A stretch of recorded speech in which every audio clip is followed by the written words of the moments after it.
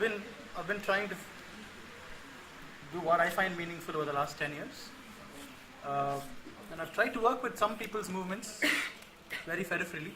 But what I find disturbing is a lot of us and them sort of energy about things. That there seems to be very clearly defined villains and very clearly articulated enemy. And having worked with some of these friends, some of them are well-known names, I find many paradoxes in our own lives which are often unacknowledged. The way we run our organizations and the way we behave in our families. I find a lot of violence in that very much. So I'm confused. I'm also thinking out aloud because that question is very fresh for me. I think a new form of activism which is not very wishy-washy, but which is focused but not necessarily driven by rage. I'm not so sure. I mean, I personally don't think rage or anger is helpful. Even at least how it sits in the body. If not anything else, that's the struggle for me. How does anger sit in the body? If not anything else, I don't want to get into philosophy. Things that one can talk a lot about that. But what does it do to our bodies? And what does anger do to our bodies? Do I have to be angry to be driven? Is it possible to source my energy and my drive from some other source which is not anger? That's the question I'm left with. And I would like to definitely be a part of efforts which are very driven, focused, very committed. But do we have to hate the other? Do we have to be angry with the other? Does there have to be an enemy?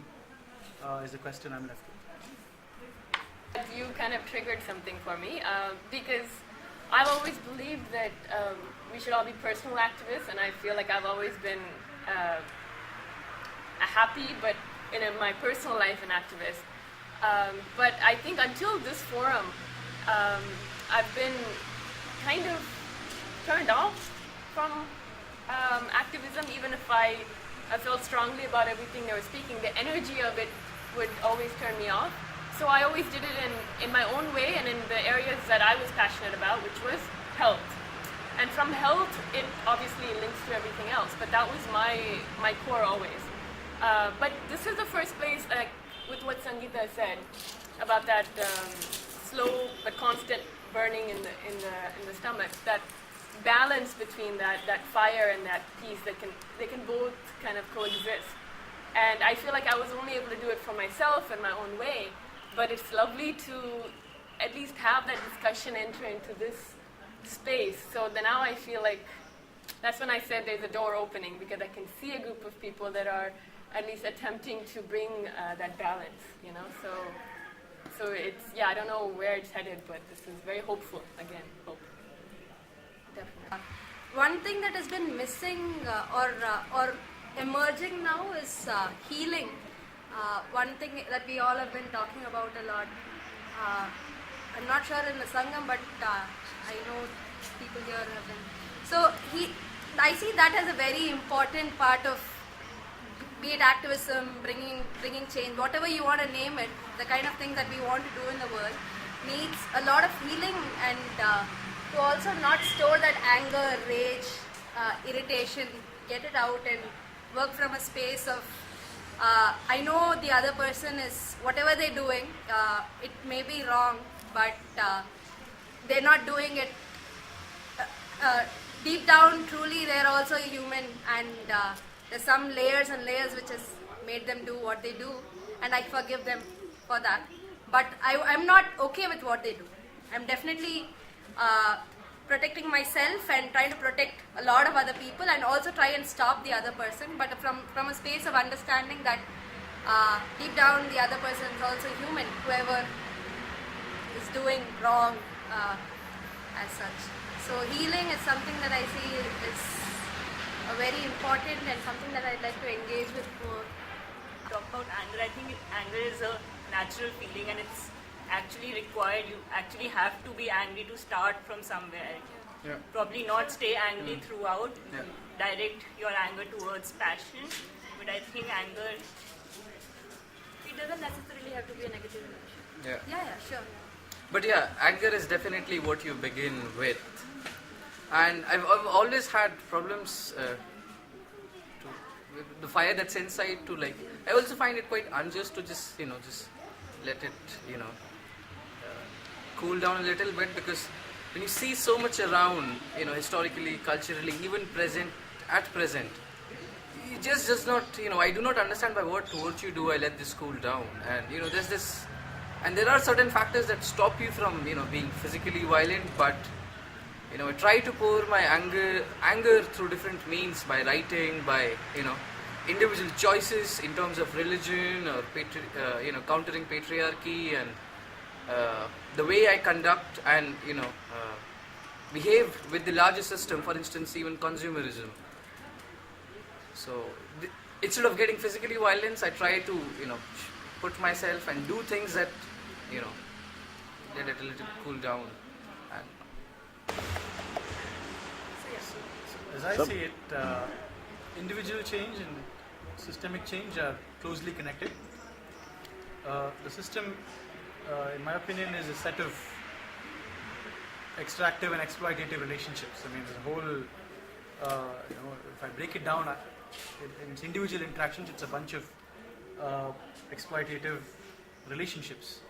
So when individuals start changing, then their relationships, the way they interact with the web of life, so to speak, also starts changing. So that's going to ripple across the web. So individual and systemic change to me are basically two sides of the same coin.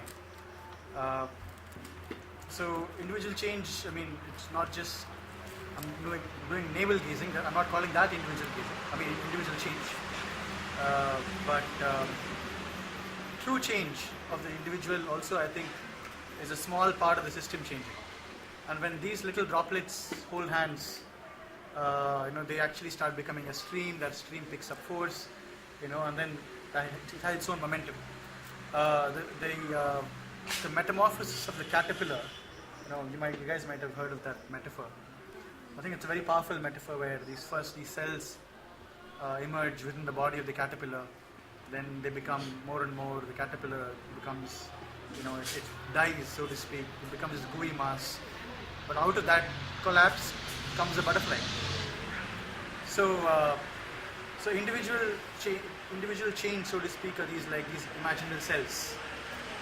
So I see the two closely connected. But there is a lot of spirituality today, so-called spirituality, which I don't think is real spirituality.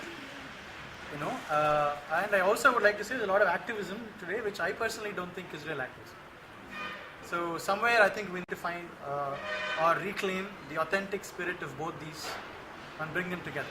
And I think for that emotional literacy is very important on both sides, actually. Because we do need anger, but there is a tipping point for when that's not useful anymore, where we actually cannot handle it and it's not useful for what we're trying to do. So I think that's why it's very important, the process, how we do the work that we do. I'm saying we, but how we do. Because Stan was just telling me about he's working with land rights with some Adivasis and how they're always just singing and dancing even though they've been so oppressed, So I think we have to learn from them, because if you're working from anger and you're working with that, then invariably you spread that, and even when things change to the other side and you get what you would like, it's actually not really what we want, because we are operating from that space. So I mean, my vision is really it's an abstract vision.